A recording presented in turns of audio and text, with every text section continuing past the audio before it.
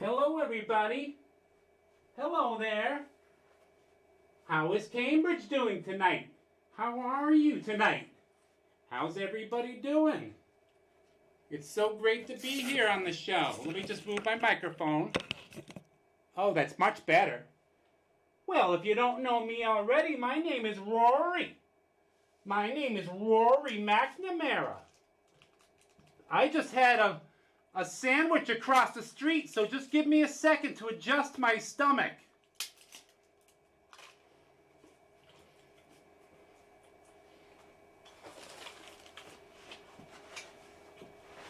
As you probably know, I'm doing a D&D campaign here on the Storrow Drive Nighthawk Show.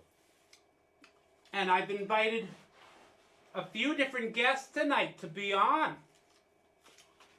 We'll have to see if we can find out who's going to be the guest tonight. Oh, I know already, but I'm going to keep it as a surprise. It's going to be a big surprise that you don't... Oh, someone's coming. Someone's coming in now. They're going to be... Oh, here they come. Hello. Hello there. Hello, how are you? Hey, it's good to see you. My name is Rory. And I'm doing a D&D campaign. Welcome.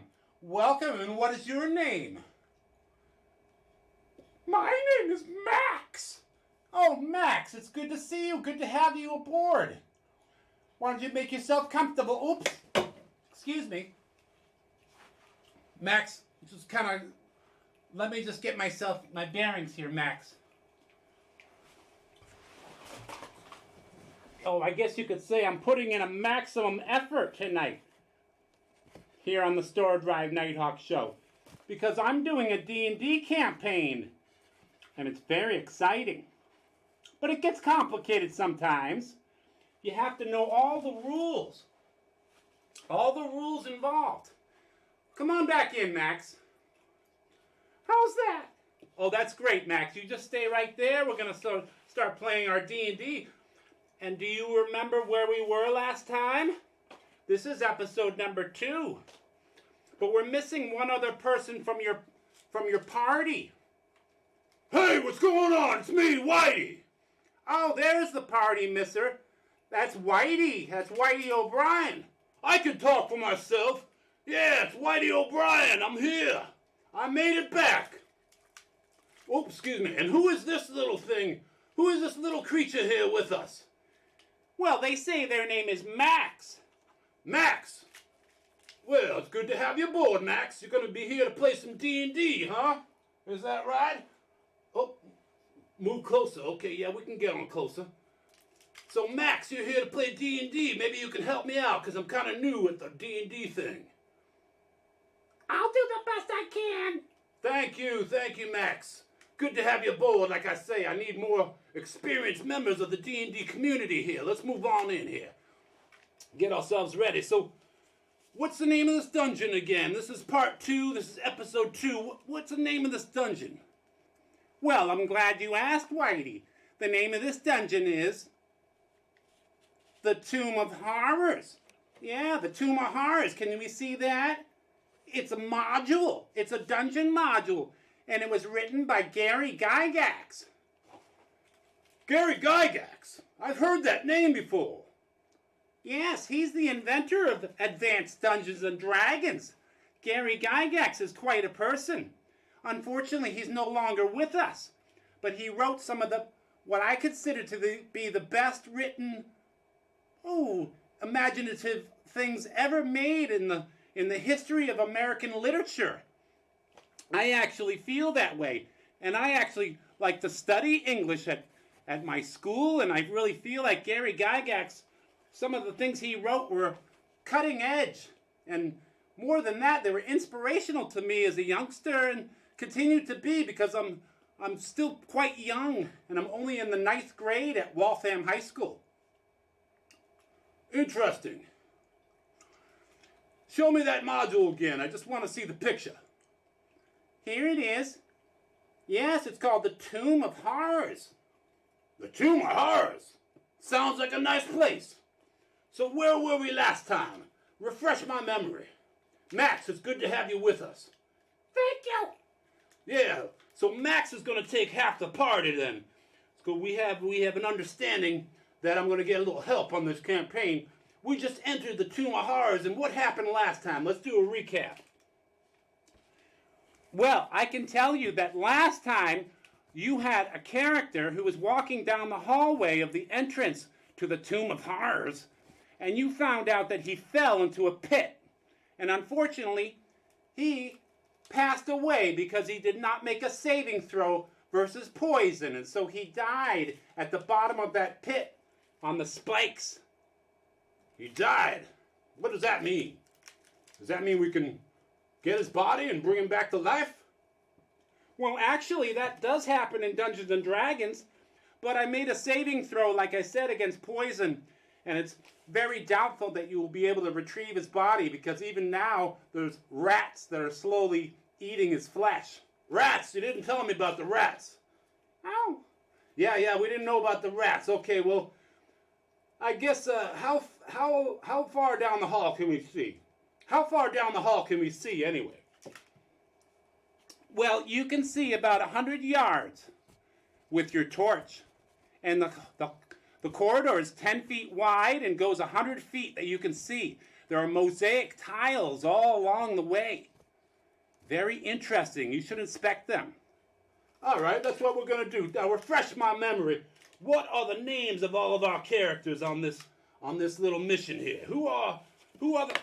Oh, excuse me. Yep, I just had a food allergy. Had a little food allergy. Had a little too much avocado. I'm feeling all right, though. I'm just kind of getting myself ready here. Don't mind me. I'm just here behind my D&D screen. All right, you ready then? Tell me about these characters. Yes, let me just look them up here. I have to look in my records. I have my character sheets right over here. Hold on.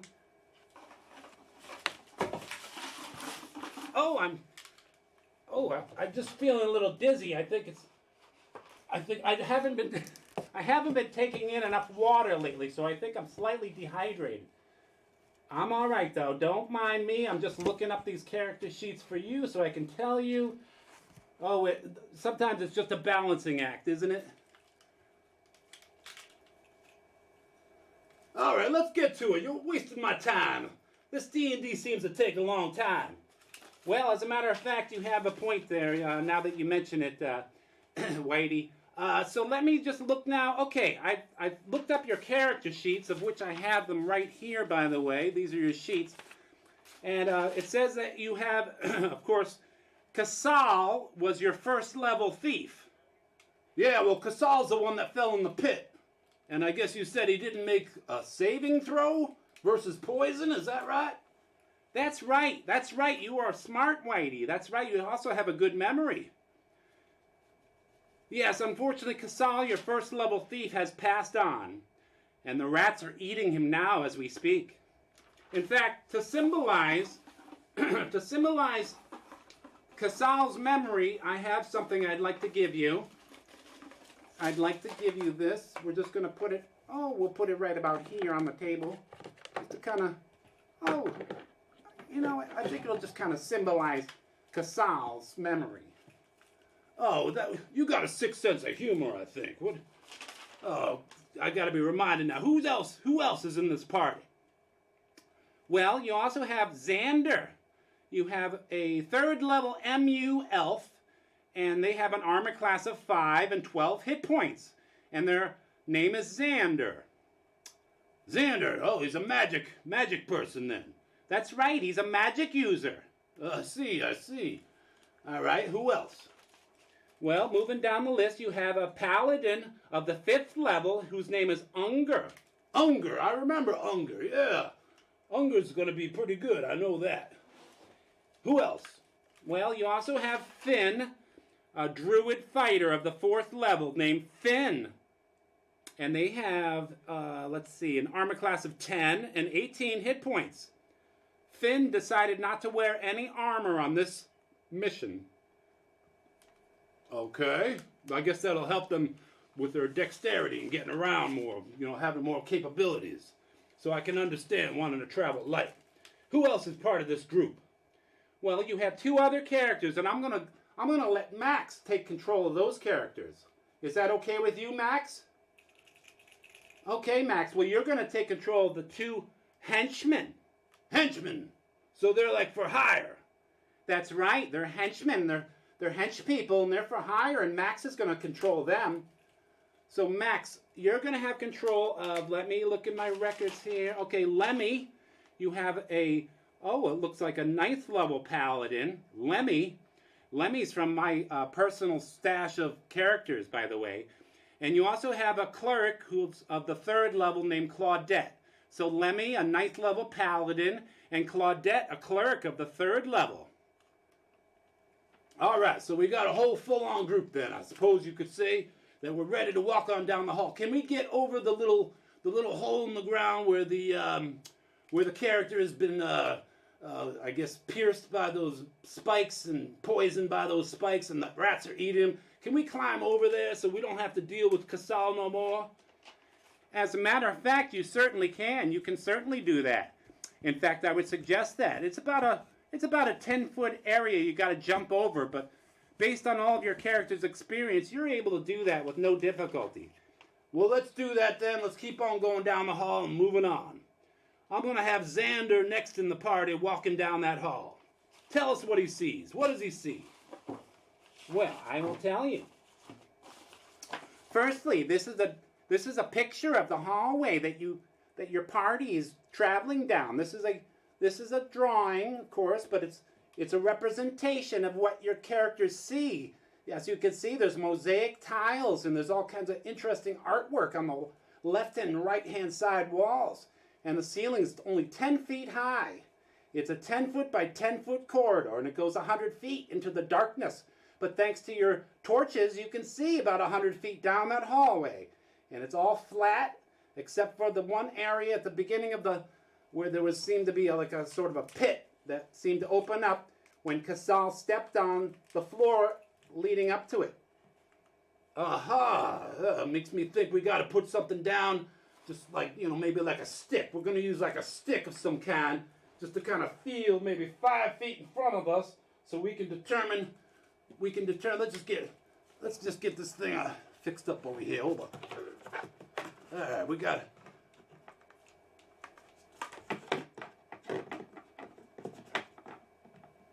Yeah. If we're truly going to pay respects to Casal, let's have him facing the camera, shall we? All right, so we're going to head on down the hallway. Let's just kind of head on down the hallway. Okay, let me just read the description now.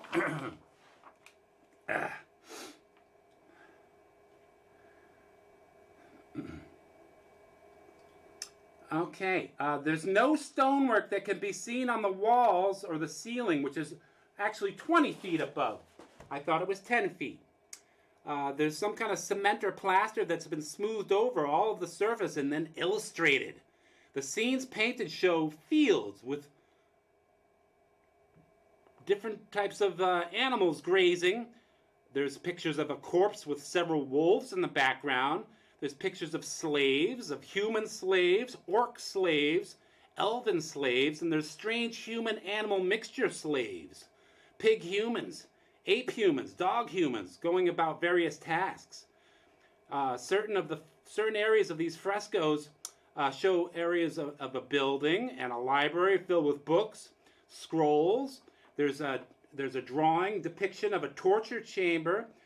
There's a drawing of a wizard's workroom. There are chairs, windows, boxes, doors, chests, birds, bats, and spiders, and all manner of things shown on these walls in mosaic tile. All right, that sounds interesting. So we're going on down the hall, but we're tapping a stick in front of us just in case another one of these pits opens up, and we don't want to fall down into that and suffer a fate like Casal. What happens as we're going down this hall? Well, as a matter of fact, I need you all to take a moment now to roll initiative. Okay, I need you to roll some dice for me. Roll some dice. Is that part of the game? That's part of the game. Oh, I can see what you rolled. Okay, well, unfortunately, another pit opens up 20 feet from the one that had opened up that Casal fell in. And let me just roll some more dice here. I want to just check and see if Xander falls into the pit. Hold on, that was a malfunction. These are special dice, you know. Okay. Oh, Xander. Oh, unfortunately, Xander rolls a 1. He had a 1 in 4 chance of falling into the pit. So unfortunately, Xander falls into the second pit that opens up as you're walking down the hall. Oh, I thought he had a stick in front of him feeling. Well, that's true. That is true. But unfortunately, I regret to tell you that that wasn't good enough. And there's a 1 in 4 chance, and he did fall in. And let's just see what happens to him now. Let me just roll some more dice. I'm going to roll them down here. Oh, excuse me. I was rolling. I was a little too physical with the dice. Hold on. Ooh, and I dropped my... Now I lost my whole... Well, that's okay. I have it all memorized anyway. I'll just slide over here. There we go. Much better. So, Xander, you did fall into that second pit. Let's just check and see what happens as you fall in there. Okay. All right. You become face to face with a creature with tentacles on its head that's called a mind flayer. A mind flayer? What the heck are you talking? Is that a good guy or a bad guy? Well, you're about to find out in hand-to-hand combat with this mind flayer. So let's roll some dice. Before we do, I just want to take a moment to thank everybody for watching, and also to remind them that there's a Dungeons & Dragons campaign going on Tuesday, February 20th from 2 to 3:30 p.m. at the Williamsburg Library, at the Meekins Library in Williamsburg, Massachusetts. And I, Rory McNamara, will be the Dungeon Master, and all ages are welcome to come. We suggest grades 4 and up. In Williamsburg, Massachusetts, we're going to have a Dungeons & Dragons campaign there, and that's going to be very exciting. We will not be using the Tomb of Horrors in that one. It will be more of a different type of campaign and module. But this one, the Tomb of Horrors, is particularly fun for me to DM. And so I really enjoy it. So that's why I decided to let Whitey and Max take their characters into the Tomb of Horrors. It's my favorite. All right, so my magic user, you were telling me that he fell into the pit. Can you tell me what happens then? He's fighting something you said was called a mind flayer or something. Is that right? Max, why don't you stand up a little more? Can you please, Max? Come on over, Max. All right. Geez, you think we're on a ship or something. Oh, it's like things keep on being all wobbly, you know. All right, I think we're getting ourselves ready here. So let me get this straight. Xander's fighting a mind flayer in the bottom of this pit. Is that right? Actually, that's absolutely right. Yes, and I'm rolling the dice now to determine what happens. All right. Well, thankfully, this magic user of mine is pretty strong. You told me there's some kind of levels of strength, and what are his levels? Well, I'm looking at the character sheet now. Okay, yeah, he has a strength of 5. His strength is 5. 5. Is that a good strength? Not really. Not really. So let me just roll some dice here. I'm running low on dice, but I can get some more. Hold on. Let's see. Yeah, okay. Usually I have my little machine that helps me roll the dice, but it's more fun doing it this way, don't you think? Okay, well. Oh, okay, he sustained some damage. The magic user, your magic user fighting this mind flayer is, certain things are happening. I'm just going to kind of cut to the chase, and yep, it looks like another saving throw versus poison. So let's see if that's possible, and let me just roll the dice on that. Okay. And again, I've gotten so good at being a DM, I don't even need my Dungeon Master screen at all times. let's just do another roll here. Okay. Okay. Oh, gee whiz.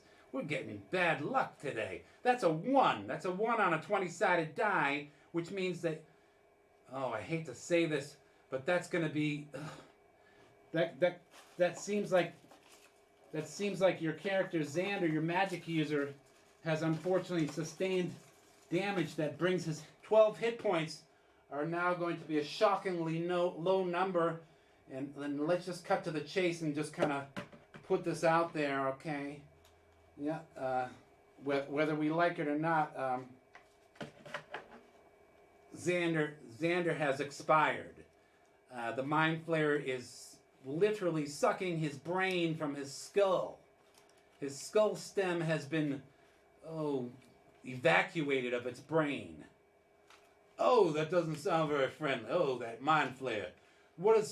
So we're looking down at, what do we see? We see this Mind Flayer attacking Xander. What else do we see? Well, actually, that whole area starts to fill up with a cloud of smoke as you're standing there looking down at it. If you get too close, you might have to inhale some of that smoke. So I need to know exactly what you and your party would like to do. Oh, at this point, I think we're going to retreat. We're going to pull back. Although, Unger is pretty strong. Maybe Unger could go ahead. Well, I think that's a good idea. Why don't you try to do something interesting here? Feel free to, be brave in this moment. All right. We can do that. Let's see now. We're going to send Unger. And we're going to send Lemmy. We'll send Lemmy Naylor. That's right. We're going to send Unger and Lemmy. They're both paladins. So we're going to send both of them, and we're going to send them down the hall further. But the rest of the party, which is only going to be Finn and Claudette, the hedge person. Is that a female, I assume? Yeah, is that a female? It is a female, as a matter of fact. Claudette is the only female identifying member of the party. So it's Claudette and Finn that back off then. But they can still see what's going on ahead of them because your paladins both have torches. All right, so they're going to continue down the hall, and they're going to be feeling out in front. They're going to be feeling in front of them with a stick. Okay, they're going to be feeling in front of them with a stick just to kind of determine whether or not. Excuse me now. Oh, the footnote here. It's almost. I don't know how cold it is outside, but it seems a little slippery. It's a little icy. A little icy at times. Let's see. Oh, yeah. Look at the ready here. Oh, excuse me. All right. So, they're going to proceed down the hall, and they're going to be tapping in front of them, and they want to see what they find, because we have heard that you had said last time there's some monster ahead. I can't remember what it was. You said something like a demi-lich or something. That's right. Acerak, the demi-lich. You've heard legends of how evil this demi-lich is, and perhaps you'll find this Acerak, because the Tomb of Horrors was completely erected by Acerak. All right, well, I'm determined. I think we're going to find it. I'm feeling good about our chances. What do you think about this, Max? What do you think, Max? Okay, Max doesn't know for sure, but the two paladins are going to move on and keep on going down the hall, and you tell me what happens. Well, they go about 50 feet in all, and they see something at the end of the hallway on the wall.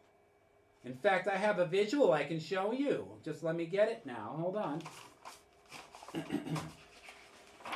Oh,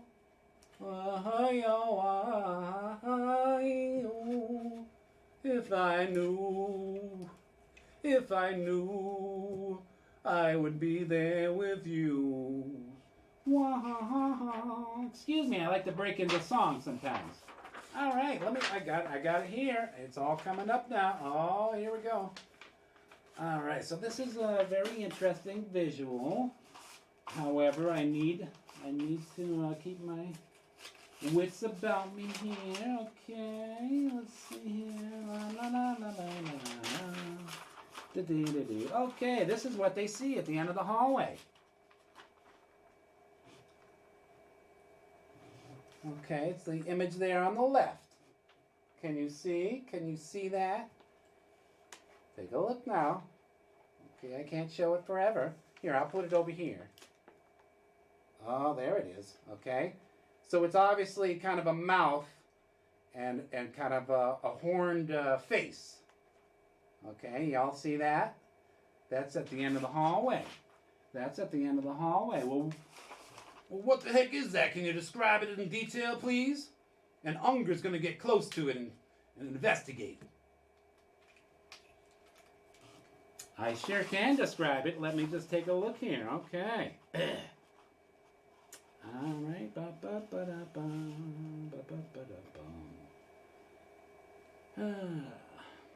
Okay. All right. Just before you get to this mouth, you can read something on the wall, and I'm gonna make things easy, and I'm just gonna kind of read it to you, and you can tell the rest of the party what it says. It says, Acerak congratulates you on your powers of observation.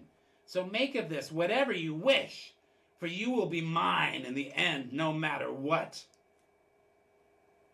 And then there are some words. Shall I continue reading? Yeah, continue reading. What the heck? Keep going, keep going. It says, go back to the tormentor or through the arch.